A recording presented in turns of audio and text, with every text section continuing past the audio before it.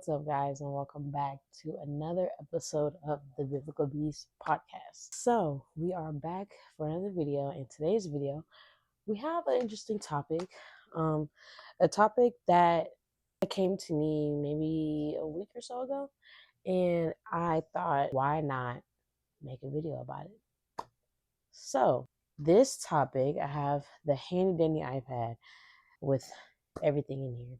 So, we're going to be talking about having idols in your life. Okay, that is going to be the whole main focus of this video. So I hope that you guys stay tuned and I hope that you guys enjoy. Make sure that you guys subscribe, make sure you guys like, share, and comment, and turn on the post notification bell to keep getting reminders whenever I upload a new video. And yeah, we're just gonna hop right into it. What is an idol? We're just gonna start there, right? An idol is anything that takes place of God in someone else's heart, whether it can be something physical, it can be false gods, it can be objects, anything, literally anything, right? I'm just going to hop into some scriptures that I have, and I'm going to kind of talk about those as we go in the video. So we're going to look at Matthew 6, verses 24. And that says, "No one can serve two masters, for you will hate one and love the other.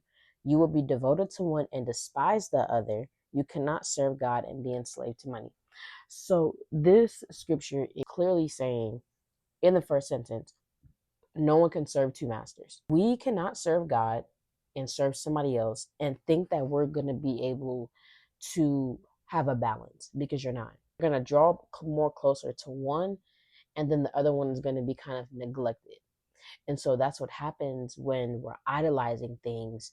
If I'm idolizing, oh my gosh, I want to have a husband, that's my main focus. My main focus is going to be a husband, because that is all that's on my mind.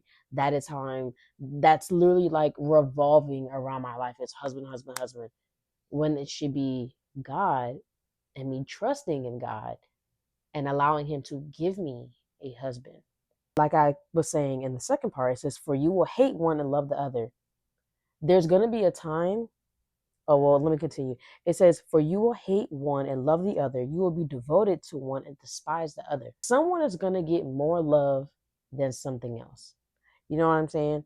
So how can we be devoted to God and all these things and have a balance and be devoted to both? One is going to get more attention than the other. And then this last part is saying you cannot serve God and be enslaved to money. Again, how can we serve God when our main focus is money, money, money? I'm going to work all these hours to make all this money. Why not put our trust in God and allow Him to provide for us with the money that we may need, or with the money that we may want, instead of going to look for it and doing all these things? 9 times out of 10, something could fall through with that. That may not go as you think. But when we have faith in God and truly believe that He will provide for us and take care of us because we are His children, God will work in mysterious ways. He will allow things to happen. He literally will. Short story really quickly. Um, I had to get my car fixed a couple months ago, and it was going to cost some money. I needed to get something in my engine fixed, and I also was going to need to have a rental car because they had to fix it. So in my mind, I'm thinking like, oh my goodness, how am I, like, not how am I going to pay for this, but like, I know this is going to cost a lot of money. What am I going to do? So when I got to the car place and I'm sitting there, I'm waiting, just like casually thinking in my head, okay, I know I'm going to have to spend money. I hope it's not a lot. So maybe like 5 minutes before the guy came out, I literally just sat there and prayed and was just like, God, I don't know what's going to happen. I don't know how much money they're going to charge me. I don't know, but I'm not going to worry right now. I'm just going to give that to you, and I'm going to let you work with that and do what you got to do. And I promise you guys, literally the man came out and was telling me what was wrong with the car and everything like that. And he was like, yeah, we're actually having a special right now. So pretty much everything's going to be covered. You don't have to pay for the rental. You don't have to pay for anything. You're all good to go. I had no words. When I got back in the car, I was on the phone with my mom, telling her everything that was going on, and what the man said or whatever. And I literally had no words, and it brought me to tears, because when we truly just trust in God and have faith that He will provide for us, He will do so many things. And so there's no need for us to be so attached to money and so drawn to, so money driven, because God will provide for us. It may not be when you need it, it may not be what you want, but He's going to make sure that we have a way to do the things we do, get the things we need, and be able to provide for ourselves and for our family. So that right there, there's no need to be so attached to money. There's no need to be so attached to all these materialistic things. Like, there's no need. God is gonna give it to us if it's meant for us to have. So that's just something to just keep in mind. Like, really trusting in God is like key. Let's go to First John chapter 5, and we're going to go to verse 21. So this says, "Dear children, keep away from anything that might take God's place in your hearts." This is literally instructing us, keep away from anything that may take God's place in your hearts. If you are near things, if you're attracted to things that are literally taking away God out of your life, or if those things are taking over God or being above Him in your life, we need to fall back. We truly need to fall back, because there's no reason why. Just for example, my Xbox, right? I have an Xbox. I love playing games and things like that. If I'm constantly playing the game where it's to a point I'm not reading, I'm not praying, I'm not doing anything, that's concerning. I should never be that drawn to the game where it is pulling me away from God, and it's not strengthening my relationship. And there was a point in time a little while ago where I was like always on the game, like for a couple hours. And it would be times where during that day I didn't read, or I did, like, you know what I'm saying? If it is getting to a point, we need to be able to discipline ourselves to be able to say, okay, let me take a step back. I shouldn't be playing the game that much. Or like some people throw their consoles away, sell their consoles. For me, I'm able to have enough discipline to say, you know what, I shouldn't be playing the game like this. Why is the game ever taking so much time? And so, realizing that and being able to be honest with myself, I've been able to have a routine where I'm able to get the things I need to get done. I'm able to read, I'm able to pray, I'm able to do all these things.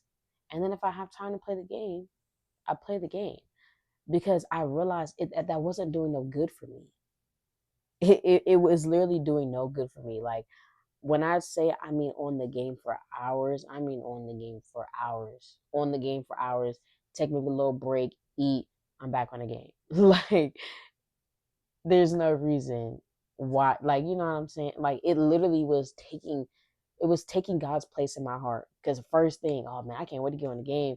I can't wait to get on Call of Duty. Like, there's no reason why I should ever have been that thirsty to get on the game. Like, there's no reason, So I really had to be honest with myself and be honest with God. Like, okay, I shouldn't be doing this. The game is never that serious, and the game is not benefiting me as God is benefiting me. So why am I ever going so hard for this game? Taking a nap, getting up, getting on the game. Coming home from work class, getting on the game. Like, it literally got to a point where I had to, like, relax and be like, okay, have I read today? No. So then maybe I should read instead of playing the game. You know what I'm saying? So that was something for myself that I had to work on, because I knew it was causing a lot of distance in my walk, and I didn't want that. I don't ever want something to, especially something like an Xbox, like all these like materialistic things. I do not want, like, yeah. So, yeah, that was just something for myself. I just had to be honest with, because one, we need to be honest with ourselves and really be honest with God and let Him know the things that are going on. That way He can be able to help us. and we can be able to help ourselves. Let's hop to 1 Corinthians chapter 10, verse 14. This says, "So my dear friends, flee from the worship of idols." I was reading this scripture. This kind of brought me to like celebrities. You know, I feel like a lot of people worship a lot of these celebrities. People like Beyonce, or I don't know. I honestly don't really know a lot of celebrities like that. That's off the top of my head. But like Beyonce, or like maybe Michael Jackson, or whoever it may be. And I think it's to a point where people don't realize how bad they may worship them. From what I can recall, I don't ever remember being someone that ever really worshiped celebrities like that. Like, I may say, oh, their music is good or whatever, and I may have listened to their music, or if they were in movies, watched their movies, but I've never really, oh, I'm a diehard Beyonce fan. I'm just like, no, like I've never, no. And I think a lot of people do that because they like the person, they like the celebrity, they're interested in them. But if it's to a point where I'm waking up cutting on Beyonce, I'm worshiping to Beyonce's music, and it's just like, okay, do you have that same energy when it comes to God? All the energy that you're pouring into these celebrities, worshiping them, and just being so attracted to them, do you have that same energy to God? And I think that's what we have to ask ourselves, because like I said, sometimes we may not realize, but if it's getting to a point where you're conversating about these celebrities more than you're spreading the word of God and talking about God, it's like, okay, like that's kind of, it's kind of weird. Like I said, I mean, of course, I have like favorite celebrities, but it's never to a point where like oh, I gotta download her song as soon as it drop. I gotta make sure I get all her. I gotta make sure I do all that.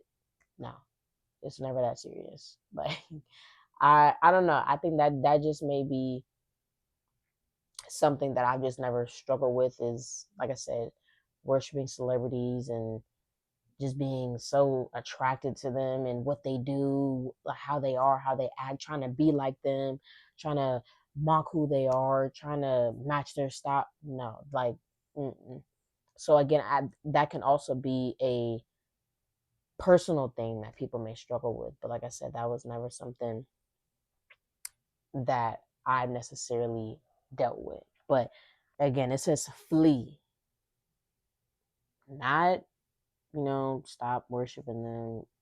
Flee, run, dash, like get away. Like, that's what that is. So flee from the worship of idols, run from that. Do not do that.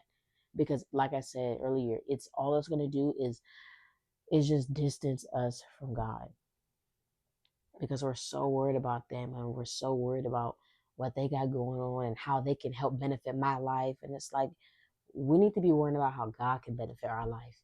Have these celebrities don't know us. These celebrities, what can they do for us besides post tour dates and allow us to go on the tour or whatever? They're not benefiting us. God can benefit us. God can do things for us. We are God's children. Beyonce does not know me.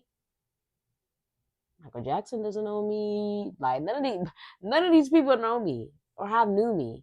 So it's like, why am I ever going so hard for someone that doesn't even know who I am, when God created me, loves me, and provides for me and does things for me? Like it's just not. It just doesn't add up. That's all. Another thing, like, we just have to seek God first at all costs. He should be the center of our lives. We should always be seeking God in everything we do, because our life, it should honor Him. It like, and with that, where is our heart posture at within that? So let's jump to Matthew 6, verse 33. That says, seek the kingdom of God above all else and live righteously, and he will give you everything you need. So again, there's no need to worship all these things that one bring us nothing, bring us no satisfaction, bring us no eternity. If we seek God's kingdom, live for him and live righteously, he will provide us with everything we need. He will give us everything we need. Because why? Because our focus is on him. Our focus is on him. Our focus isn't on all these other things, these objects, these people, these animals. Our focus is on him. So when we seek him, live for him, everything else will just fall into place. He's done it in my life, and he can do it to your life. But you need to have faith and trust that he will do that. Because sometimes when we don't see God doing things, we like, dang, like he not even working on me. Or dang, he not trying to help me out, but he helping out her. And it's like, dude, be patient and just wait. Because God's timing is better than our timing. Sometimes we may want something and it's not our time. But when God gives it to us, it's the best time ever. And we'll know that it's the best time. So we got to keep that in mind. We really got to keep that in mind. That our timing is sometimes not always the time that we need what we asking for. But when God gives us something, we like, oh yeah, God just dropped that. He did that. I needed that right now, and he gave it to me right now. So we have to learn to trust. We have to learn to have patience. Have patience with God. He's patient with us, so let's have patience with him. Let's be patient with him. So, like I said, we must seek the kingdom of God at all costs, no matter the circumstances. I know it can be hard. I'm never going to sit here and say that our walk can be easy, because it's not. But when we seek God, no matter what is going on, he'll be there for us. He'll provide for us, because no matter what, we're always trusting in him. And like I said, and like I read in the scripture, living righteously will allow God to give us the things that we need and maybe the things that we want. And when we focus on him, he will give us, whether we want relationships, whether that we need help with finances, peace, because I'm in school. I be needing peace because it's a lot.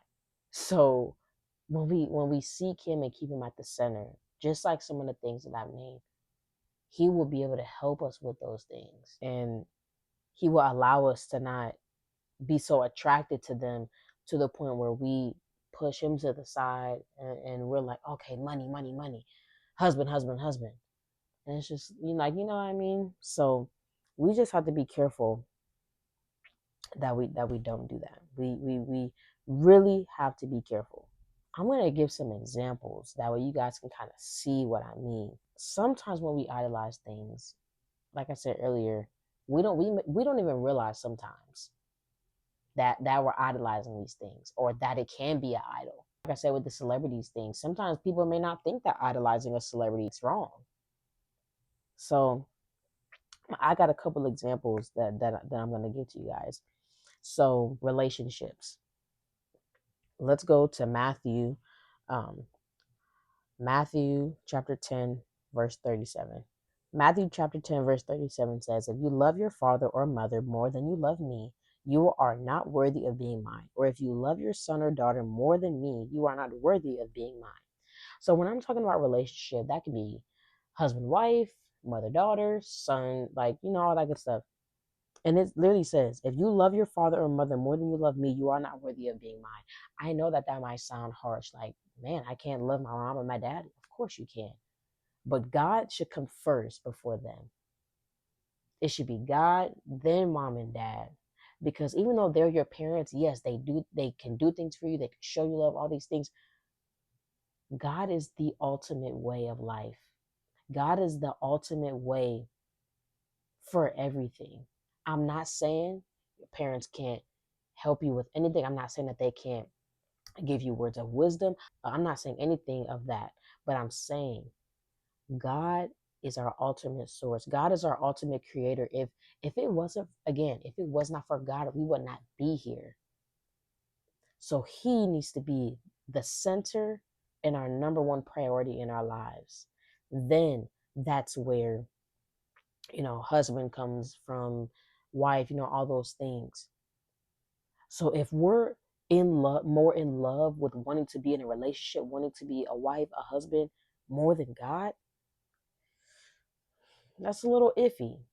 But if we love God so much that we're faithful and we trust in him, he will provide us that husband that we desire. He will provide us that wife that you may desire.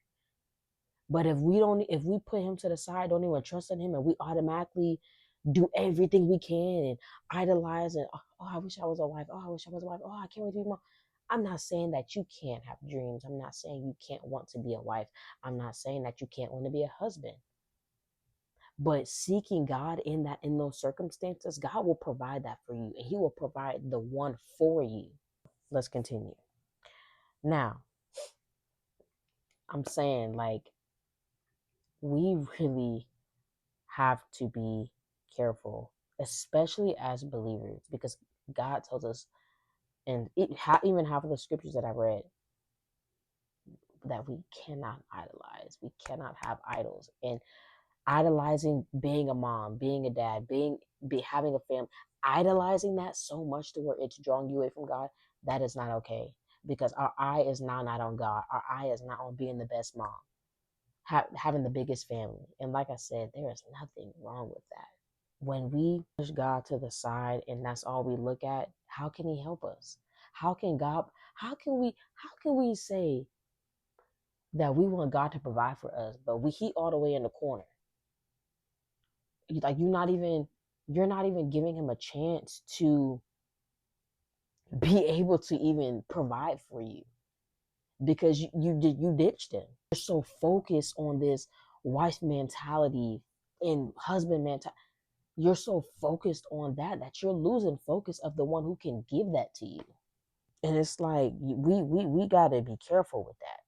We really do. So again, relationships. And then another thing to add, relationships can become idols when your peace and satisfaction depend on that more than God.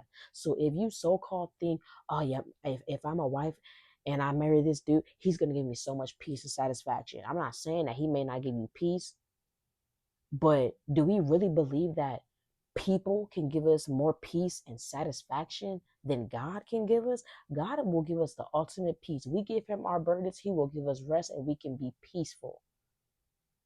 God will give us that ultimate eternal satisfaction. The things we want, God gives us. He's giving us satisfaction because he's giving us the things that we want. He's allowing us to be satisfied. No dude is ever going to make you be as satisfied and have as much peace as God will. No matter what they do, God is the only person that will give us the ultimate benefits, peace, satisfaction that we need. So that I'm gonna leave that with that. Another thing is money. So let's go to 1 Timothy chapter 6, verse 10. That says, for the love of money is the root of all kinds of evil, and some people craving money have wandered from true faith and pierced themselves with many sorrows. Again, like I said earlier, money is definitely something that people idolize. People want to be successful. People want to be rich. That's something myself that I'm still working on, not as far as idolizing money, but I'm when it comes to financial things, when it comes to money, I'm always that person. Say I have $1,000 in my account and I have bills that are like total $300. I'm literally stressing about, okay, when I get this, when I pay this, how am I gonna do like that? That's how I am. So something I'm still working on is it's not, like I said, not necessarily idolizing money, but being able to navigate and trusting God throughout that process of having money. But anyways, back to this. Money is a big thing that people can idolize, because like I said, people want to be successful, people want to be rich, people want to be wealthy, and there's nothing wrong with wanting to be successful. But when it gets to a point where you're working so hard to where you don't even see your family, you want to work 7, 8, 9 jobs because you want to make so much money, it's never that serious. If we as believers, we should be trusting in God with everything, relationships, finances, everything.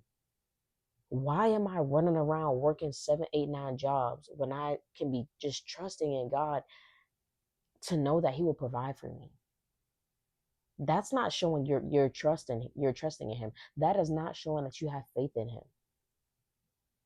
You're literally running around working midnight shifts at McDonald's, morning shifts at Burger King, afternoon shift. Like, there's no reason. And now that's one, distancing you away from God and trusting in God, and that's also now distancing you from your family. Now you can't even be with your family because you're so money driven. You want to work, work, work, work, work. And it's just like, whoa. Like, so like we like I said, I'm not saying we can't work. I'm not saying we can't make money. No, I'm not saying that.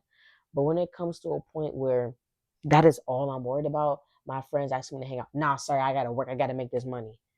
Hey, you wanna go get some ice cream? Nope, I gotta work. I gotta make this money. It's just like, whoa. like we cannot be money driven like that. I'm telling you from experience, when we trust in God and have faith that He will provide for us no matter what, He will. He literally will. And sometimes people don't even be broke and be wanting to work a whole bunch of jobs. They just want to make so much money.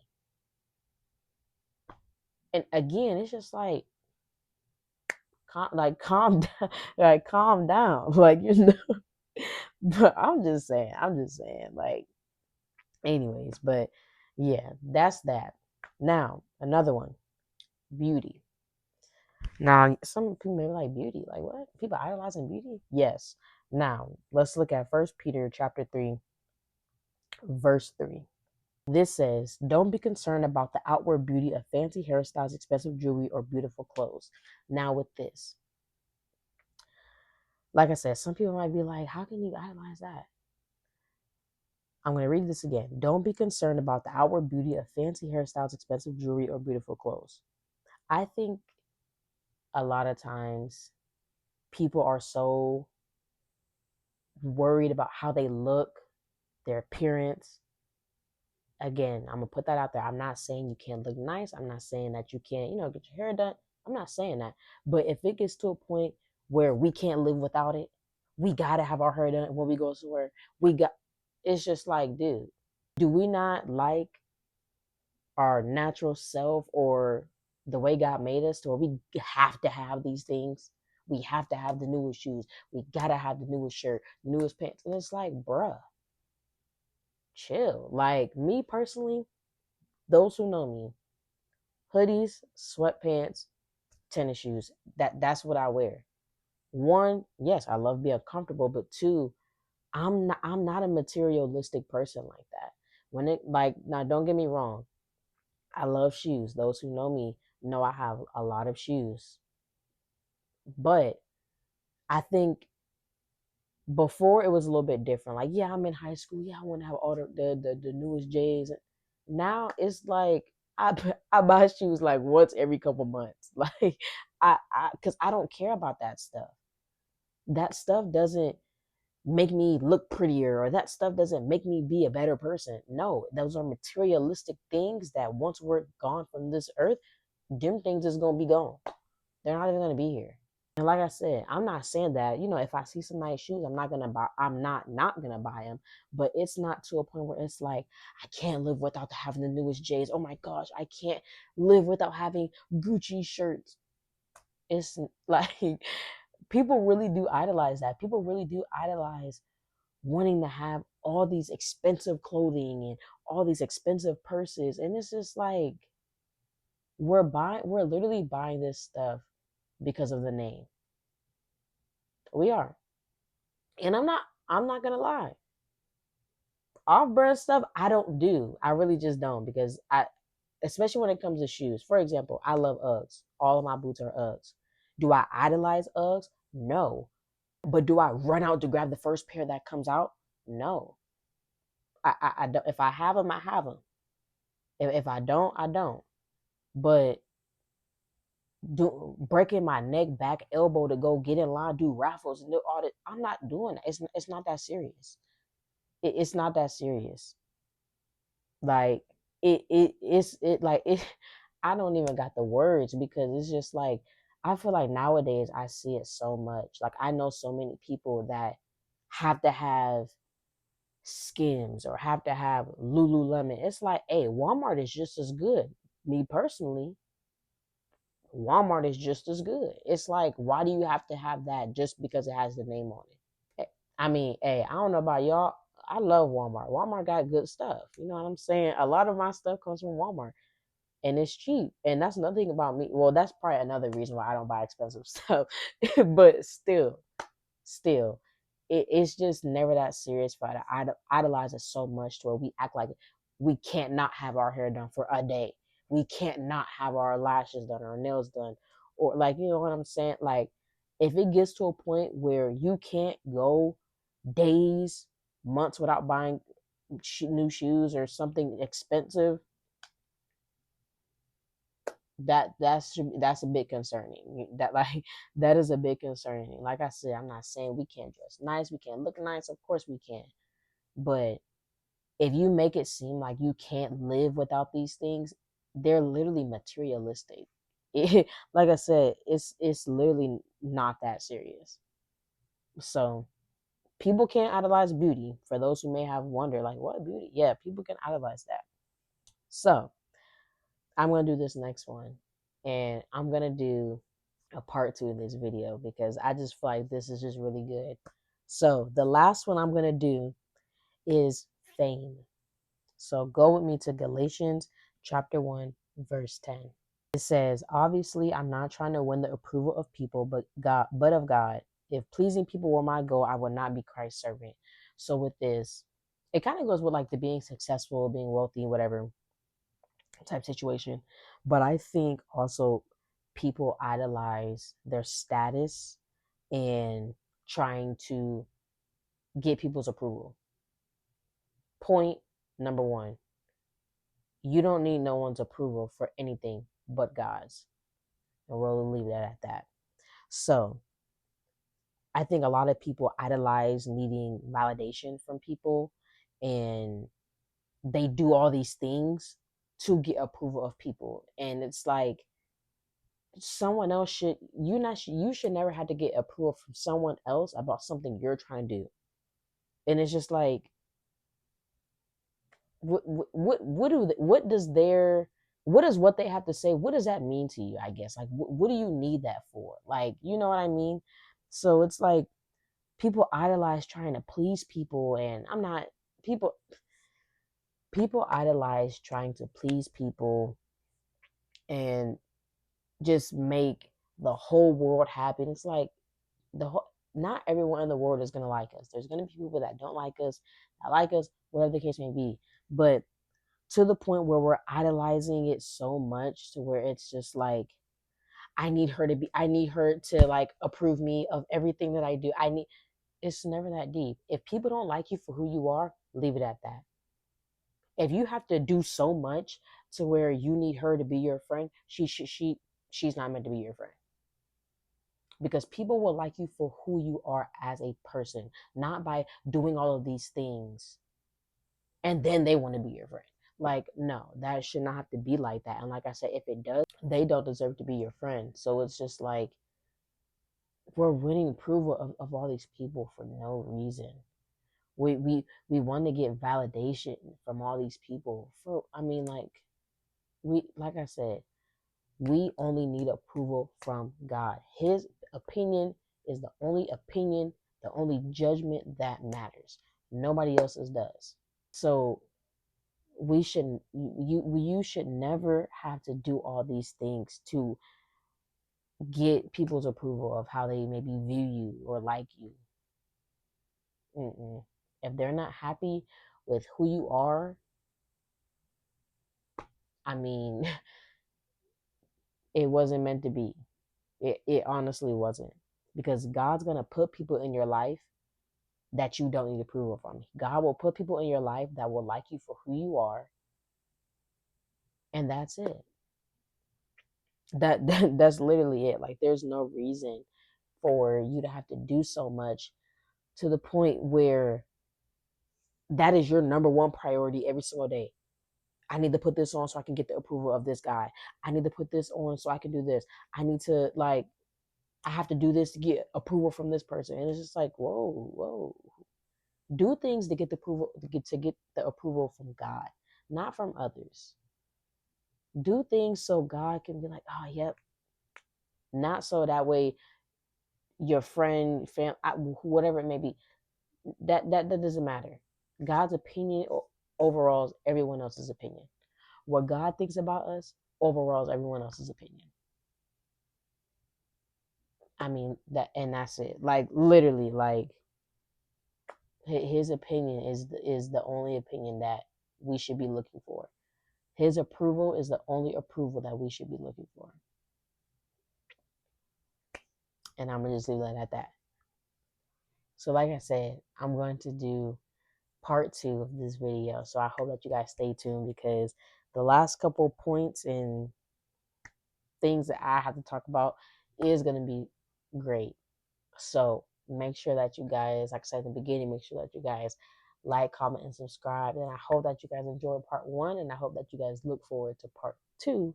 Make sure that you guys listen to all the podcasts. If you have not been caught up already, you can listen to those podcasts on all your favorite streaming sites: Apple Podcasts, Spotify, Castbox, a whole bunch of others that you can find on my website. The link will be in the description box. So check that out, and I will catch you guys on the next episode. Peace.